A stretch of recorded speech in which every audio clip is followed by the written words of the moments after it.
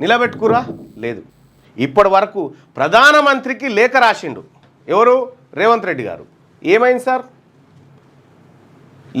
మీ రాసిన లేఖకు రిప్లై ఏమొచ్చింది? ఇది ఎందుకు చెప్పలేదు తెలంగాణ ప్రజలకి?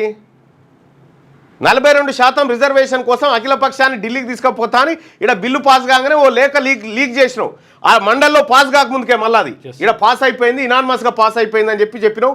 ఆడ మండలిని అవమానించినావు. సరే అది పక్కకు పెడితే ఈ 42% రిజర్వేషన్ కోసం నరేంద్ర మోడీ గారికి రాసిన లేఖ డూప్లికేట్ లేఖనా, నిజంగానే రాసినవా, అపాయింట్మెంట్ అడిగినావా, అడిగితే ఎప్పుడు అడిగినావు, వాళ్ళేమన్నారు? ఇప్పటిదాకా నెల రోజులు అవుతా ఉంది కదా, ఇప్పటిదాకా ఏం జరిగిందో ఎందుకు చెప్తలేవు? అప్పటికే ఆ బిల్లు కాగితం అక్కడ పోయిందా కేంద్రానికి? అసలు పోయిందా అంటే మీ లేఖ కంటే ముందు పోయిందా? అది పోకపోగా బిల్లు కాగితం గవర్నర్ దగ్గర ఉండంగా పాస్ చేయమని ఢిల్లీలో పోయి ధర్నా పెడతావు. ఈ ఎవరిని ఫూల్ చేయడానికి? ఏప్రిల్ నెలలా బీసీ సమాజాన్ని ఫూల్ చేయడానికా? దేనికోసం అన్నట్టు? ముఖ్యమంత్రి గారు మీరు చేసేది చీటింగ్ అని పట్టబాటీలు అందరికీ అర్థమవుతా ఉంది.